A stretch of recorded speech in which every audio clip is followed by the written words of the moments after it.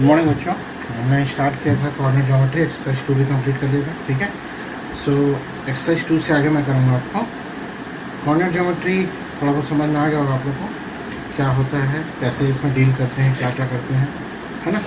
General distance formula हमने देखा है कि नहीं। और इसके बाद आएगा एक बहुत इंपॉर्टेंट पॉइंट है स्लोप और ग्रेडियंट। ठीक है, स्लोप और ग्रेडियंट दोनों एक ही है। कभी ग्रेडियंट पढ़ा जाता है, gradient in the case of line, slope in the case of angle. ठीक है, लेकिन हम दोनों में एक ही यूज़ करते हैं निकालने के लिए। तो स्लोप और ग्रेडियंट क्या होता है, जैसे एक ग्राफ है। ठीक है, तो ग्राफ में अगर आपने दो पॉइंट इनको ज्वाइन किया तो ये लाइन हो गया। Okay, is the line P Q. अब पी क्यू का जो स्लोप है मीन्स स्लोप, कौन सा स्लोप? स्लोप मीन्स इसका जो झुकाव होता है। ठीक है, इसका जो झुकाव होता है उसको बोलते हैं स्लोप। यहाँ पे जो एंगल बनेगा वो क्या कहलाएगा? Slope of the line. ठीक है, या ग्रेडियंट ऑफ द लाइन। क्या चीज़ इसका? ये जो झुकाव। ठीक है, तो ये हम लोग कैसे निकालते हैं? अगर हम ट्रिग्नोमेट्री में आपने पढ़ा हुआ याद होगा, इस एंगल के लिए यूज करते हैं ये दोनों रेशो को। ठीक है, इस एंगल के लिए थीटा के लिए क्या यूज करेंगे हम लोग? दोनों रेशो को। यहाँ पे इसको ओ ले लिए तो O Q upon O P. ठीक है, दिस बाई दिस, ये होता है टेन थीटा, है ना। अब यहाँ पे क्या है देखो जनरली, तो ये तो हो गया थीटा के टर्म्स में। दूसरा होगा लाइन का जो नॉर्मल है। ठीक है, इसमें हम लोग लेते हैं स्लोप ऑफ द इंटरवल, इनका झुकाव कितना होगा बोलेंगे। ठीक है, सो इसका झुकाव का मैं सीधे सीधे फॉर्मूला पे आऊँगा। इसको हम लोग डिनोट करते हैं एम से, y2 minus y1 upon x2 minus x1। ठीक है, y2 मीन्स अगर हम लाइन पी क्यू की बात करें, मैंने पहले ही बताया था p के जो कोऑर्डिनेट हैं x1 y1 होंगे, q के जो कोऑर्डिनेट हैं x2 और y2 होंगे। ठीक है, वहाँ से ये स्लोप निकलेगा। ओके, अगर आप देखो क्यों ऐसा होता है, अगर हम यहाँ पे देखें, ठीक है, सो ये क्या है, इसका जो डिस्टेंस है ओ क्यू। ठीक है, मैं ये सब ये बता रहा हूँ। ओ क्यू जो डिस्टेंस है तो कैसे होगा? x2 अगर इसमें लेंगे ओ क्यू, ओ का पॉइंट हो गया, इसका x है, इसका भी, इसका x2 हो जाएगा और y1 हो जाएगा। तो किसी लाइन में है y का सेम y होगा, है ना। ये x1 है, x2 है, y1 है, y2 है। ओके, तो आई थिंक थोड़ा बहुत समझ में आ रहा होगा। इसका जो कोऑर्डिनेट है ओ का वो क्या होगा? x2 यहाँ पे और y1। इसका कोऑर्डिनेट क्या है? x1 y1, है ना। ठीक है, क्यू का क्या है? x2 y2, है ना। सो जब हम इसमें डील करेंगे, जब देखते हैं यहाँ पे देखिए x2 y1 है कि नहीं है, तो हम जब ओ क्यू की बात करते हैं तो x2 माइनस x2 का whole square, y2 minus y1 का होल स्क्वायर। ठीक है, तो क्या बचा? ये तो जीरो हो जाएगा। y2 माइनस y1 का whole square under root, square और अंडर रूट जानते हैं आप, दोनों अपोजिट है। क्या बचेगा? y2 minus y1। Okay, next इसमें आएंगे OP, इसका कोऑर्डिनेट में आएंगे। OP क्या होगा देखो, OP x2 माइनस x1 का whole square plus y1 minus y1। क्यों? तो दोनों का ये कोऑर्डिनेट सेम है, एक ही लाइन में ना।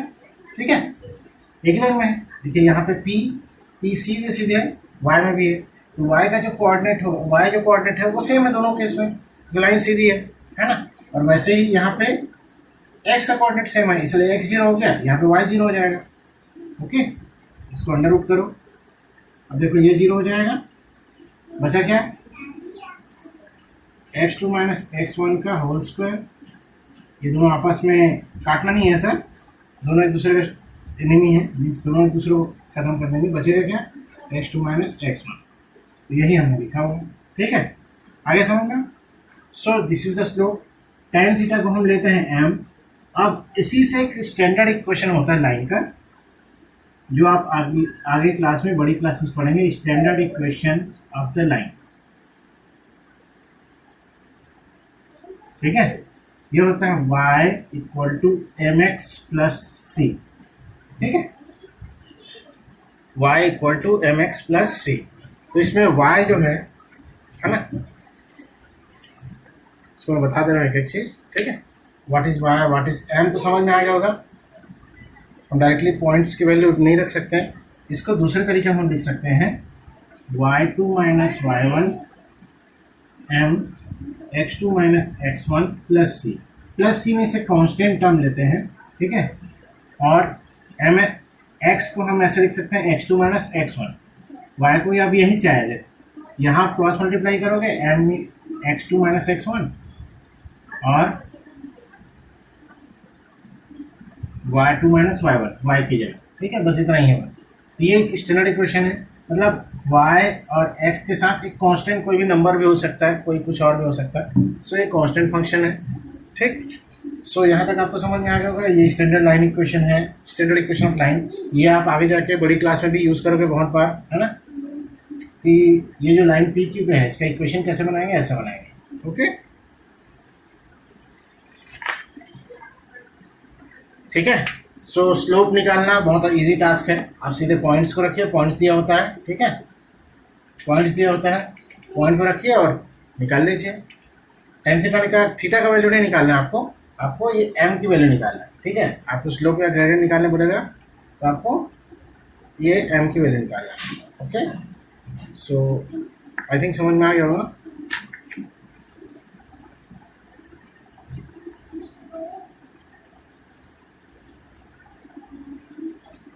अब ये सी क्या है? C is called as Y intercept on और इंटरसेप्ट ऑन वाई एक्सिस। ठीक है, जो सी है, जो सी कांस्टेंट है, वाई इंटरसेप्ट। वाई इंटरसेप्ट कैसे होगा? देखिए, अगर ये लाइन हम सीधा लेते जाए, ठीक है, तो ऐसा कहीं पे कटेगा, ये कोई वाई होगा या सी होगा। ये जो होता है पॉइंट जहाँ पे वाई एक्सिस को लाइन कट करता है, उसको बोलते हैं Y intercept on the intercept on the Y axis. Okay, intercept on the Y axis. तो ये है आपका जो किसी लाइन के द्वारा वाई एक्सिस में इंटरसेप्ट किया जा रहा है। What is that one? That one is constant C of the standard equation y equal to mx plus c. Okay, so this is how we can conclude to this is the Cartesian plane we know, है ना, Cartesian plane बोला जाता है। ठीक है, Cartesian plane means graphical जो page आपका होता है, एक क्वाड्रेंट जो होता है उसको यूज करते हैं। अब आएंगे एक्सरसाइज 3 में। ठीक है, एक्सरसाइज 3 में एक क्वेश्चन है आपका। Question, in the given graph 19 find the slope और ग्रेडियंट ऑफ द इंटरवल। ठीक है, जो भी इंटरवल दिए गए हैं, जितने भी दिए गए, सबका आपको स्लोप निकालना है। तो स्लोप के दो स्पेशल केस होते हैं। ठीक है, अब स्पेशल केसेस क्या होगा? जब लाइन सीधी हो बिल्कुल, एक्स वाई एक्सिस के पैरेलल हो, और जब लाइन एक्स एक्सिस के पैरेलल हो। ठीक है, तो पहला केस में क्या होगा? देखिए, जब लाइन वाई एक्सिस के पैरेलल है, मतलब आपकी एक्स की वैल्यू दोनों जगह सेम होगी, है कि नहीं? वाई एक्सिस के पैरेलल है मीन्स आपकी एक्स की वैल्यू दोनों में सेम होगी। जब दोनों में सेम होगी, फिर नीचे जो वैल्यू है वो 0 हो जाएगा। तो स्लोप क्या होगा? Line is parallel to Y axis, then slope M is क्या हो जाएगा? इनफाइनाइट और अनडिफाइंड, नॉट डिफाइंड। ठीक है, क्योंकि नीचे 0 आ जाएगा। ओके, और जब स्लोप एक्स एक्सिस के पैरेलल होगी, line is parallel to X axis. ये चीजें आती है जब आप 11th में पढ़ते हैं ना, डायरेक्ट आता है कि ये लाइन इसके पैरेलल है, तो ये ऐसा ऐसा, ये वो सारा चीज बताएगा वो। ठीक है, लेकिन आपको वहाँ पे ये भी बताएगा कि पैरेलल है तो उससे क्या होता है। ओके, तो ये कॉन्सेप्ट आपको लेके वहाँ चलना है कि जब कोई लाइन किसी एक्सिस के पैरेलल हो तो उसकी स्लोप उस लाइन के अकॉर्डिंगली क्या होगी, है ना। ठीक है, अब देखते हैं एक्स एक्सिस के पैरेलल हो तो वाई वैल्यू सेम होगी, है ना, दोनों वाई वैल्यू सेम होगी, मीन्स ऊपर का वैल्यू जीरो हो जाएगा, मीन्स स्लोप जो है वो जीरो होगा। कब, जब स्लोप वाई एक्सिस के या लाइन जो है वाई एक्सिस के पैरेलल होगी। तो ये बहुत इंपॉर्टेंट कॉन्सेप्ट है, ध्यान से सुनिए। When slope is parallel to Y axis, sorry, when line is parallel to Y axis, slope is what, Y axis के पैरेलल हो तो slope is undefined, and when line is parallel to X axis, slope is equal to zero. ठीक है, slope जो है वो zero हो जाएगा। कब, जब वो एक्स एक्सिस के पैरेलल होगा, लेकिन नॉट डिफाइन होगा या इनफाइनाइट होगा। किस केस में, जब स्लोप वाई एक्सिस के पैरेलल होगी। ठीक है, तो स्लोप नहीं मिलेगा, बहुत लंबे दूर तक जाएगा। जब सीधी होगी तो, खड़ी होगी तो ऐसा होगा, तो स्लोप जीरो हो जाएगा, फिर तो पूरा सो गया, एंगल ही जीरो बन रहा है ना। भाई सीधी सी बात देखो, अगर ये स्लोप ऐसा है, इसका थीटा कितना है, जीरो, यहाँ कितना है थीटा 90, यहाँ से भी ले सकते हो 10 है थीटा, 10 जीरो जीरो होता है, 10 90 नॉट डिफाइंड। ठीक है, तो इस तरह से आप थीटा से भी निकाल सकते हैं, लेकिन आपको ये पॉइंट्स वाले वैल्यू है यहाँ पे, तो उस पर डिस्कस करेंगे। Okay, so next question number 19 है, ये नोट कर लीजिएगा पूरा, वेरी इंपॉर्टेंट पॉइंट। ठीक है, वेरी इंपॉर्टेंट थिंग्स, क्योंकि आप अगर भविष्य में मैथ्स लेके पढ़ने वाले हो तो भी काम आएगा। ठीक है, कहीं इसमें भी कहीं कहीं पे यूज है।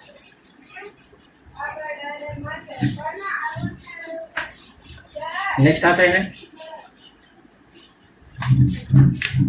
Exercise 3। Okay, exercise 3।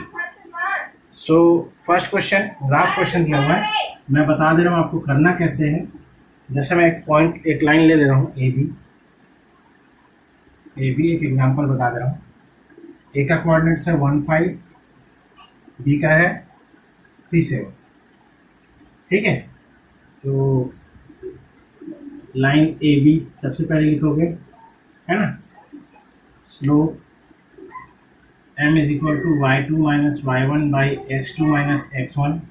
Okay, here x1 y1 1 5, b x2 y2 3 7। ठीक है, ये लिख लिए, m is equal to y2 7, y1 5, x2 3, y1 1, 7 minus 5 2, 3 minus 2 1, इसका स्लोप हो गया 2/2 मीन्स दैट इज 1। ठीक है, m इक्वल टू 1। आगे समझ में। नेक्स्ट क्वेश्चन इसका इसी तरह से बाकी भी करिएगा। लाइन, जितने भी लाइन है C D E F G H और आई जे, इतनी लाइन्स का आप स्लोप निकालेंगे। ठीक है, उनमें से दो तो ऐसे हैं, एक का इनफाइनाइट आएगा, एक का जीरो आएगा, तो आपको मेनली निकालना है दो का है।